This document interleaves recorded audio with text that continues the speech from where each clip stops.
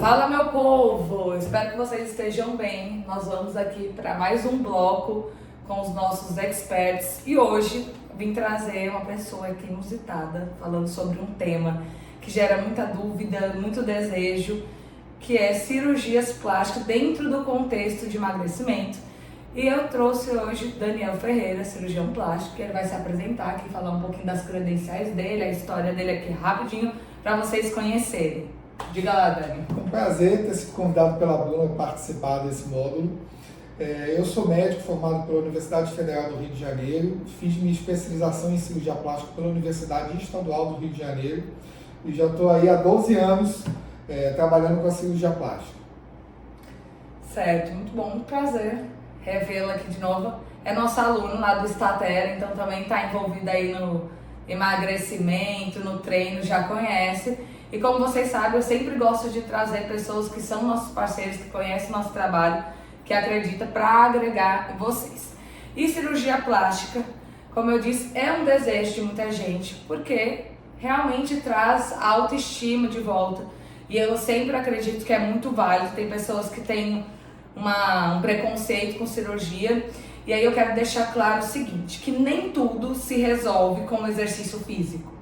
Muitas vezes as pessoas acham que elas vão conquistar tudo que elas querem ali no corpo para sanar alguns problemas e resolver algumas questões que elas têm consigo com cirurgia plástica ou com treino, e isso é um mito, porque existem no emagrecimento efeitos colaterais que infelizmente a gente não tem como resolver somente com dieta e o exercício físico.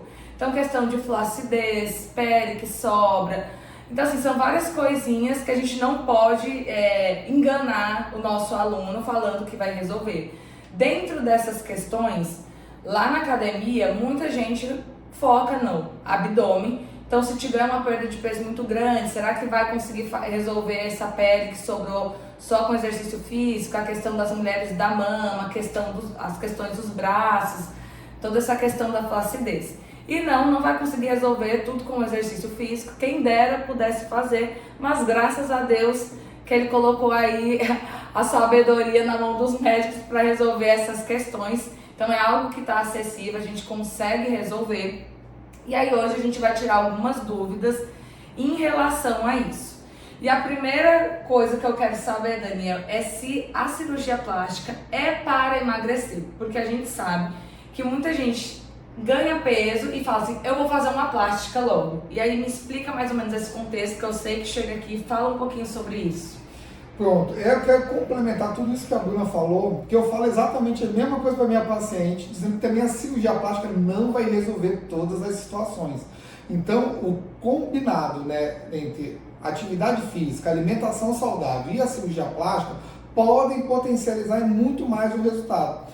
E a gente esbarra também muito na questão genética, Então, cada paciente pode perder o mesmo peso que um determinado paciente e um ter mais flacidez de pele ou ter ficado com uma gordura localizada, e que a cirurgia plástica vai justamente atuar nisso.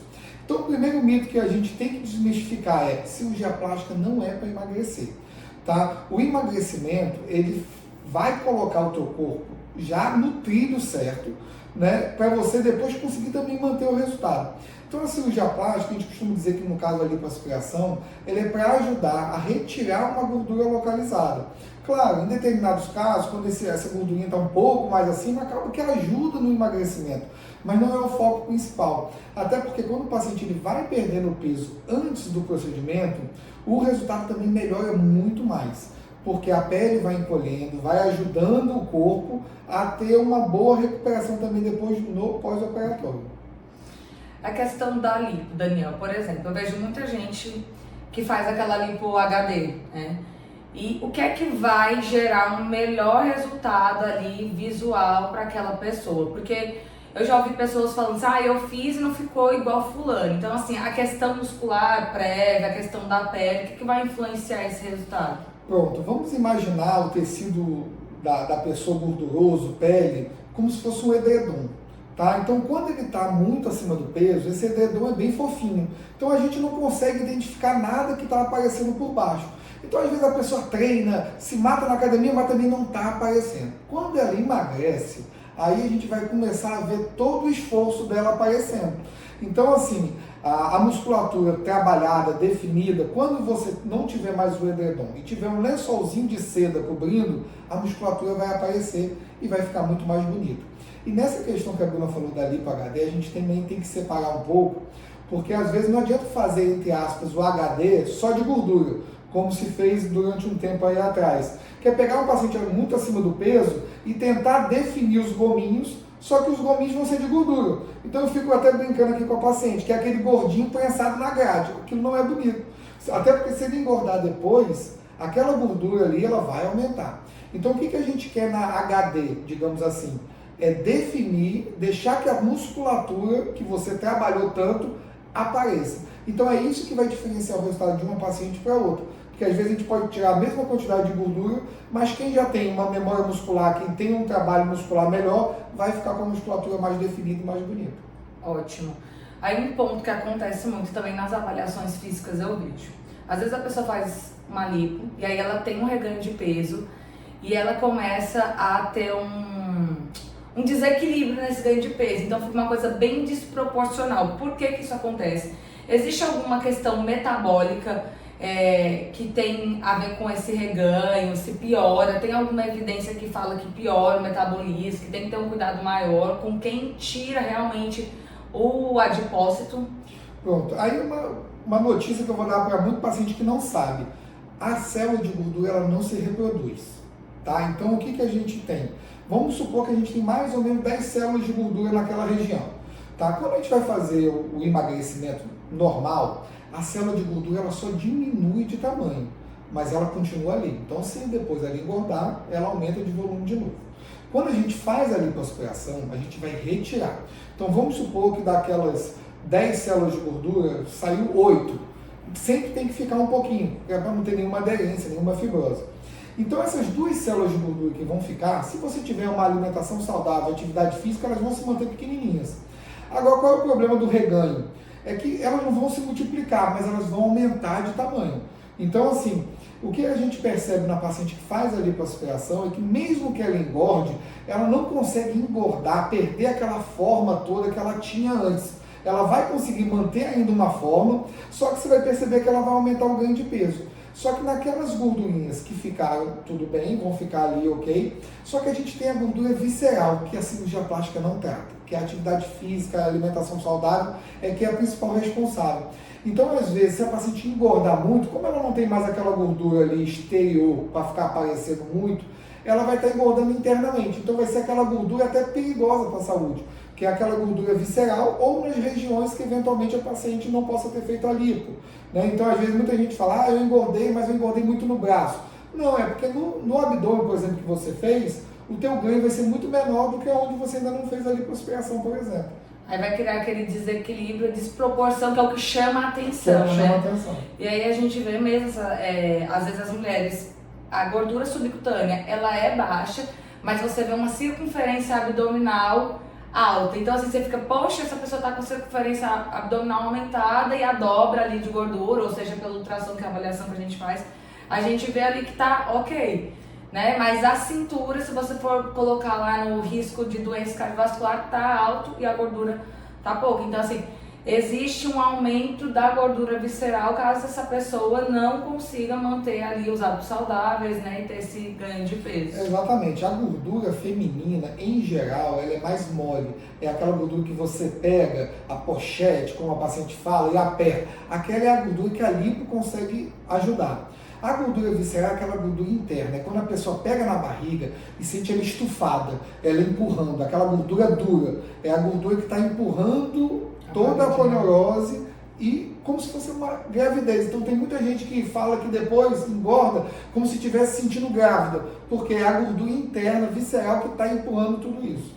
Então, gente, fica aí, não é para emagrecer, porque você tem que entender que é um detalhe ali, é a cerejinha do bolo, né, uma lipo. E aí, recentemente até uma pessoa fez uma lipo, eu vi, e aí quando tem mais gordura, realmente fica aquele aspecto mais magro, mas esse não é o objetivo, até porque a gente sabe, se a pessoa não tiver bons hábitos, ela vai reganhar de novo, e a gente vê pessoas fazendo lipo por cima de lipo, lipo por cima de lipo, e acho que isso não é nem saudável, nem psicologicamente, né, nem pro físico, até porque a lipo é uma cirurgia, como qualquer cirurgia tem seus riscos, mas uma cirurgia delicada, né, que precisa de atenção, então eu nem acho que seja uma coisa que a pessoa tenha que ter esse pensamento, engordei, faço lipo, né. É realmente ali o detalhe. Abre bem aí nossa cola, Daniel, para ver qual é o nosso próximo ponto. Pronto. Aí outro ponto, que é a abdominoplastia. Ele vai explicar aqui o que é, fala um pouquinho das técnicas, né? E o que esperar dessa abdominoplastia. Bora lá. Pronto, a abdominoplastia, na verdade, ela consiste na retirada de um bloco de pele e tecido gorduroso. Em geral, tá, isso daí vai acontecer quando a paciente ganha muito peso e aí estica a pele, né? Ou quando a paciente também, após um período de gestação, que a barriga também estica muito. Então, quanto maior esse efeito sanfona de você engordar, emagrecer, a nossa pele ela tem uma elasticidade que vai variando de pessoa para pessoa, mas limitada. Então, às vezes, estica e não volta mais. Aí, quando acontece isso, aí não adianta só fazer também a lipoaspiração, no caso. A gente tem que fazer a retirada da pele, do tecido, para poder ajudar nisso. E quando a paciente tem muita gordura visceral, que empurra a musculatura, às vezes acontece o afastamento, que a gente chama de diástase. Então, eventualmente, na abdominoplastia, a gente corrige também esse afastamento, aproximando de novo os retos musculares, para deixar uma firmeza maior e um resultado também mais bonito. E a gente tem basicamente dois tipos de abdominoplastia. Como o excesso é muito grande, a gente normalmente retira aquela pele do umbigo para baixo, todo o excesso de pele, a cicatriz fica maior e precisamos refazer o umbigo. Tá? E tem a mini abdominoplastia, que são para excessos pequenos de pele. Tá? Em geral, a gente não precisa mexer no umbigo, tá? Então fica uma retirada menor, uma cicatriz pequena. E é o que eu costumo dizer, não depende do desejo, mas sim da necessidade de cada paciente. Então, porque às vezes eu mesmo já tive vontade de fazer uma cirurgia e aí eu não queria uma cicatriz daquele jeito. Aí eu lembro que a pessoa falou assim, Bruna, não dá pra ter tudo. Né? Então a cirurgia, por isso que até foi bom você pontuar que a cirurgia ela não resolve tudo. Então assim como o emagrecimento ele tem seus efeitos colaterais, seus danos ali, que são meio que irreversíveis, a cirurgia plástica ela entrega uma coisa em contrapartida de outra. Né? E aí foi muito bem pontuada essa parte da diástase e dos retos, porque é um ponto que atrapalha muito ali a estética do abdômen. Eu vejo as mulheres que têm filhos, e aí às vezes ela emagrece. Na hora que ela faz o abdominal, assim, um abdominal supra, você vê que eles se afastam, se juntam de novo, mas você vê aquele bolo assim em cima, e realmente acaba que isso aí afeta a cintura, né? Tem a parte funcional, já que a gente trabalha até para melhorar a função do abdômen, até mesmo com a diástase, mas tem algumas que são só corrigidas com a cirurgia plástica. Qual é esse afastamento? O que é que tem a literatura atrás sobre isso? Então, em geral, afastamento até 2 centímetros é fisiológico. Isso não afeta muito a questão estética, né? Nem do abdômen, nem muito da função. Tá? Então, se todo mundo fizer um ultrassom, às vezes pode ter um pequeno afastamento, isso é absolutamente normal, porque a gente tem essa poneurose ali. Né? Eu sinto em mim também, um dedo de afastamento. Isso é normal. Um dedo é 2 centímetros, é bem tranquilo. Quando esse afastamento ele começa a ficar maior, 3, 4, 5, 6 centímetros às vezes, aí o que acontece? O músculo ele começa a perder a função, que ele não tem mais aquela força de manter o conteúdo intraabdominal no lugar correto. E aí dá aquele estufamento, né? Que muita gente vai perceber como se fosse quem já teve grávida, vai falar assim, eu sou magra, mas eu tenho a sensação que ainda tenho uma barriguinha aqui, como se eu estivesse no início de uma gravidez. E é justamente isso. Então, a gente conseguindo tanto fortalecer a musculatura, quanto aproximar ela novamente, isso deixa o abdômen mais reto, mais bonito e mais definido. Tem algum caso assim da pessoa não ter que fazer uma abdominoplastia e fazer só a correção da diástase? Tem sim. Nesses casos, quando a paciente não tem um excesso de pele, pode ser feita a correção da diástase, inclusive por vídeo, laparoscopia. Né? Então faz pequenas incisões e corrige só a diástase. Ou, quando o excesso de pele é pequeno, a gente também corrige a diástase pela mini abdominoplastia, que em geral é mais ou menos o tamanho da cesárea. Então, a paciente que já tem aquela cicatriz da cesárea, basicamente também a gente pode fazer através dela e fechar toda a diástase também. E aí isso traz uma melhora mesmo do aspecto visual. Cintura, né? Porque se tá afastado, você acaba ficando mais largo. E a gente vê como se fosse a barriga distendida, assim. A pessoa fica assim, aquela barriga aqui mais baixa.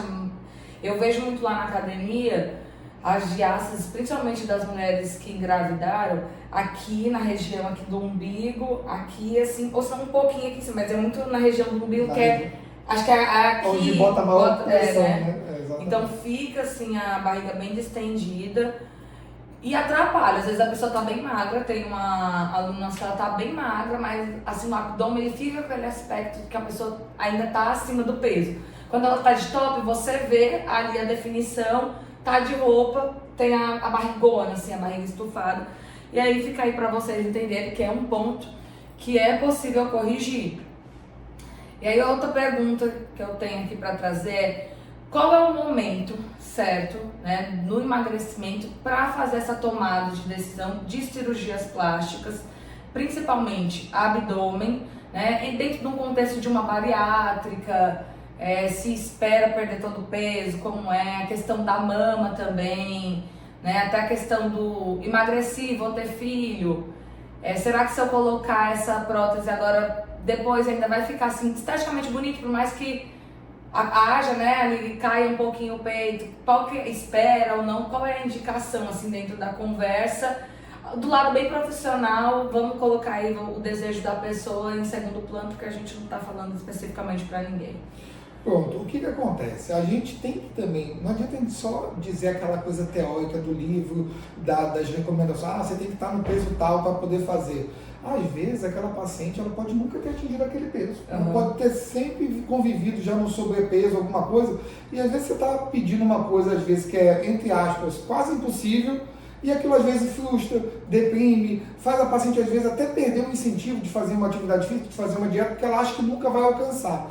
Então o que eu costumo dizer para o paciente? A gente tem que ver o nosso peso ideal de onde também a gente se sente bem. Né? Então, às vezes também, se você estiver muito magra, às vezes você não vai gostar também do aspecto do teu rosto, ou do aspecto do glúteo, ou da perna. Então, o ideal para fazer a cirurgia plástica é quando você está naquele ambiente de conforto. Nessa região de peso, eu me sinto bem, eu me sinto bonita, eu me sinto ótima. E nessa região de peso, principalmente, eu vou conseguir me manter. Porque não adianta, às vezes, a gente pedir para o paciente emagrecer, aí ele emagrece 10, 15 quilos, opera, e depois de 6 meses ele engorda tudo de novo. Né? Então, assim, tem que ser naquele peso que você fala, não, nesse peso eu consigo me manter, ter uma boa manutenção, porque às vezes o que atrapalha o resultado não é nem só o peso, mas é a oscilação. Ganhar e depois perder. Exatamente, essa eterna briga contra a balança. Tá? Então, esse é o principal ponto. E, por exemplo, com relação a mama, como foi pontuado, a nossa mama, ela tem um componente glandular, que é a glândula mamária, e tem um componente gorduroso. Então, toda mulher percebe que se ganhar um peso, a mama às vezes aumenta. Se emagrece, a mama às vezes diminui. E esse efeito sanfona também para a mama é ruim, porque estica, encolhe, é mais ou menos uma amamentação. E aí pode fazer com que a mama ceda, perca um pouco de volume, perca um pouco de projeção, também deixando às vezes um resultado que não fica satisfeito, e aí acaba tendo que recorrer à cirurgia plástica.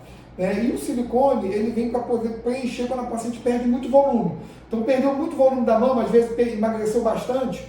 Então aí nesse caso, às vezes a gente coloca o silicone para definir, botar um contorno do decote mais bonito e preencher um pouco daquele volume que perdeu através do emagrecimento quando é bastante. E aí tem a cirurgia que é a mastopexia, né? Hoje em dia tem várias técnicas já, né?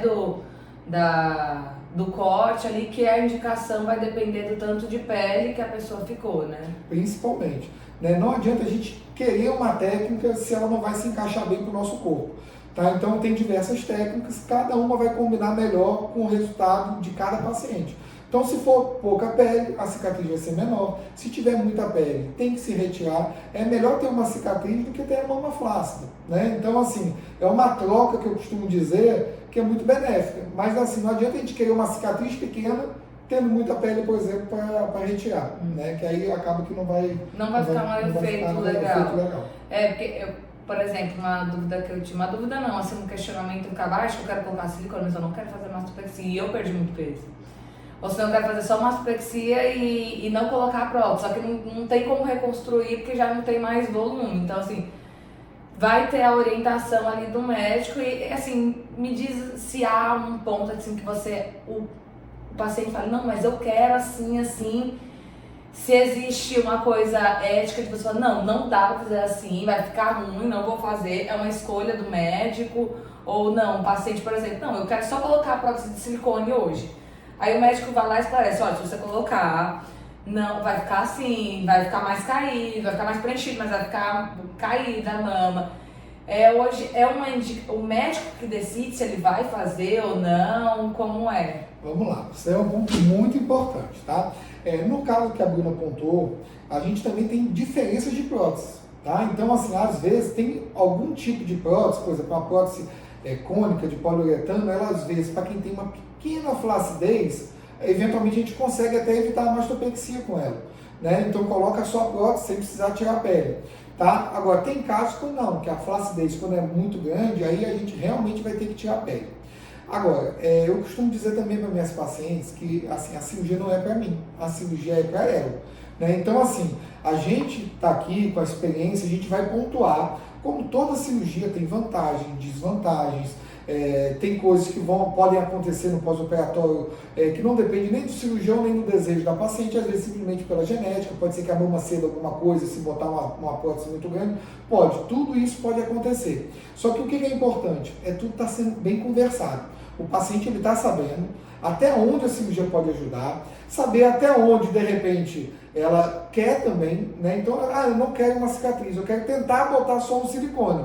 Mas o meu médico está dizendo que vai cair. Mas, eventualmente, se você estiver disposto a correr esse risco, pode fazer. Eventualmente, pode ser que ceda um pouquinho, mas não te incomodar. Então, talvez a cicatriz pudesse incomodar mais do que uma pequena quedazinha da mama.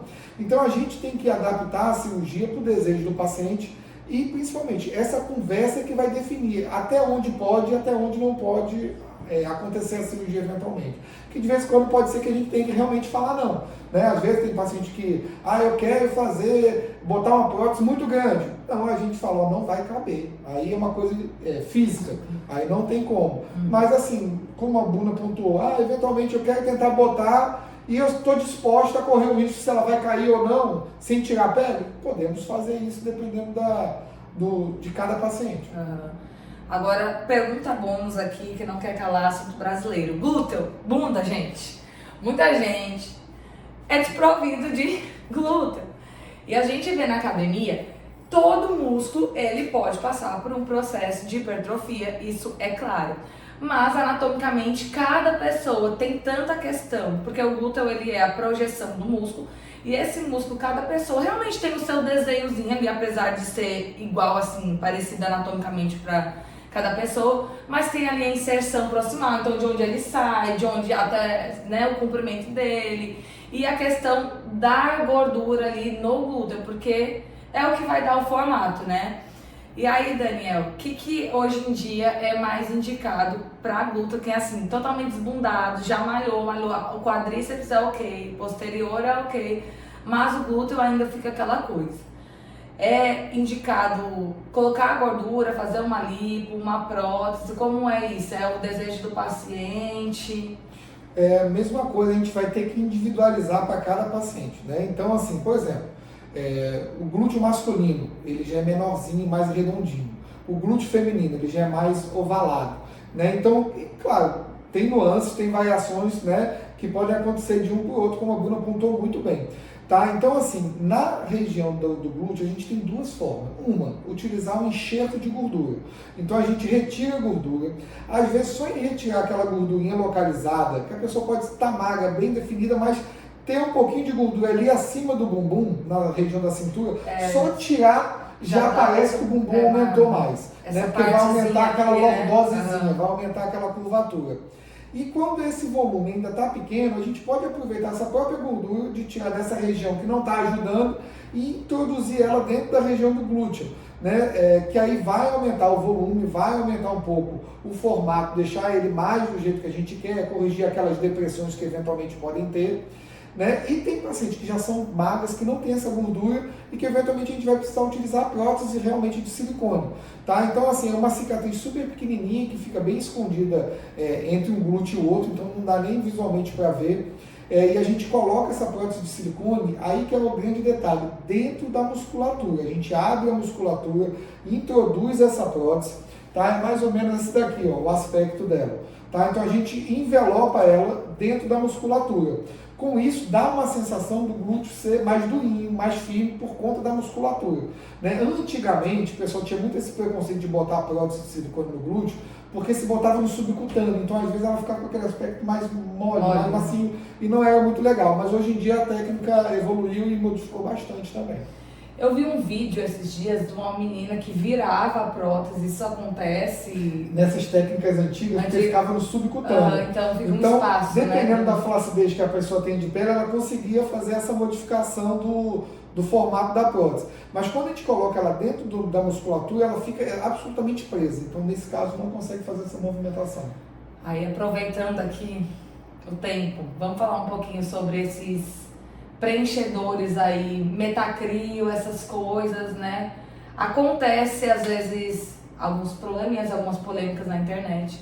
E o que é proibido, o que não é porque é mais barato, o pessoal coloca mesmo na coxa até, no peitoral, homem, no braço. Qual é a desse negócio? Quais são esses preenchedores e o risco? Qual é a aplicação que pode, não pode? Vamos lá. Eu particularmente, tá? Assim, eventualmente eles têm até liberação da Anvisa, tá? Se você for ler bastante a especificação, no início eles eram liberados mais para pacientes imunodeprimidos, que não iriam reagir contra esse produto, porque acaba que é um produto definitivo. Então, eu particularmente, eu já vi muita coisa ruim dele, não recomendo, tá? Eu acho que você coloca ali um produto que você não sabe como que teu corpo vai reagir, né? Então, assim, eu não recomendo em nenhum local do corpo, nem no rosto, nem no glúteo, nem na perna, porque eu já vi muitos casos de ter que fazer a retirada, dar complicação. E assim, eventualmente a indústria ela vai evoluindo, vai querendo inventar novas coisas para o mesmo produto. Só que na prática eu nunca vi esses produtos como ela destacou, metacrilato, coisa e tal. Esses produtos definitivos, em geral, eu não recomendo por conta dessas complicações todas que eles podem acontecer. É aquela história, não pagar para ver, né? Exatamente. Eu costumo brincar aqui para os pacientes quando me perguntam que eu não recomendo nem para inimigo. Porque, assim, além de tudo, ele é uma coisa definitiva e o nosso corpo ele vai evoluindo com o tempo.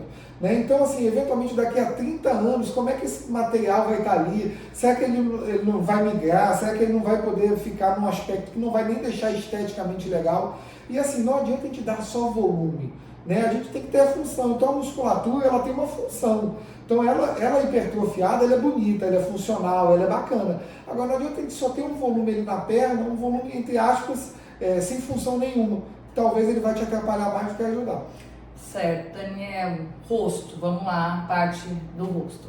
O que é que tem hoje, assim, acontece a flacidez, às vezes a pessoa tem aquela papada, essa papada quando tira gera flacidez, tem como fazer, quais são as cirurgias hoje que tem para melhorar o rosto após o emagrecimento? Um exemplo mesmo, né? Eu sei que não é uma questão de cirurgia plástica, talvez seja outras coisas, mas eu emagreci, tava bem mais magra até.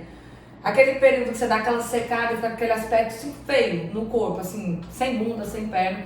Até o meu rosto aqui, essa região aqui ficou flácida. Então, assim, o que é que tem hoje, o que é que fazem hoje, porque dependendo da idade, esse emagrecimento vai gerar, assim, um aspecto, às vezes, que não é legal no rosto. O que é que se faz hoje para melhorar essa questão depois do emagrecimento?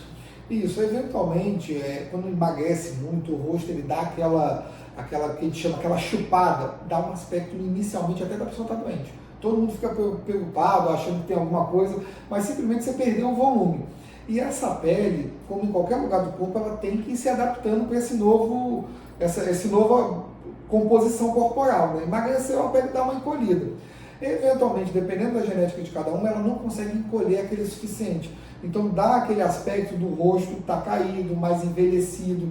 Tá? Então, em alguns casos, a gente pode fazer uma coisa não invasiva, só com preenchimentos.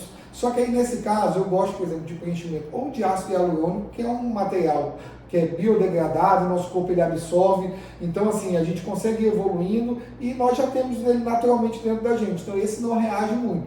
Então pode fazer um preenchimento às vezes inicial com ácido hialurônico, eventualmente a gente pode fazer preenchimento até com gordura. Meu Deus, mas gordura, doutor Daniel? Às vezes a pessoa ficou tão emagrecida no rosto e eventualmente a gente pode tirar uma gordura de alguma outra região que ainda tenha sobrando e preencher essa região, que é um material do próprio paciente, então não é nenhum material externo, não é nenhum produto, e assim, eventualmente pode ajudar a devolver um pouco desse volume do rosto, tá? Em alguns casos aí a gente vai ter que recorrer a procedimentos mais invasivos, né? Então, por exemplo, eventualmente até uma cirurgia de face, de lifting, para retirar eventualmente esse excesso de pele, se for um excesso de pele muito grande, né? E na região do pescoço, a gente pode fazer, às vezes, só uma lipoaspiração localizada, recuperação bem rápida, para tirar o excesso de gordura, mas também essa estimulação da lipo, às vezes ela vai ajudar na estimulação de colágeno, tá? Então o colágeno dessa região vai também melhorar e dar um aspecto mais firme, mais jovem também para aquele rosto. Ótimo, ou seja, gente, dá para melhorar tudinho, dá para melhorar os braços, porque dá para fazer, né, a cirurgia reparadora. Eu vi na bariátrica uma pessoa que foi lá na academia e ela fez todas as cirurgias, ela fez braço, ela fez perna e ela falou que foi a melhor coisa que eu fiz.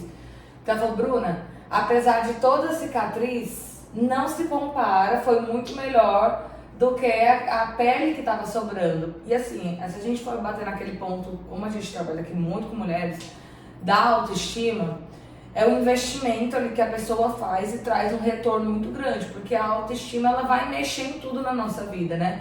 Então é por isso que eu acho que a gente tem que ter cautela, entender os motivos por que está fazendo as coisas, mas eu acho que se a gente tem, aliás, às vezes uma ferramenta, por que não lançar a mão dela, né, dentro do contexto? E é por isso que eu trouxe, né, esse tema para cá, porque é uma forma da gente, às vezes, melhorar depois do processo de emagrecimento.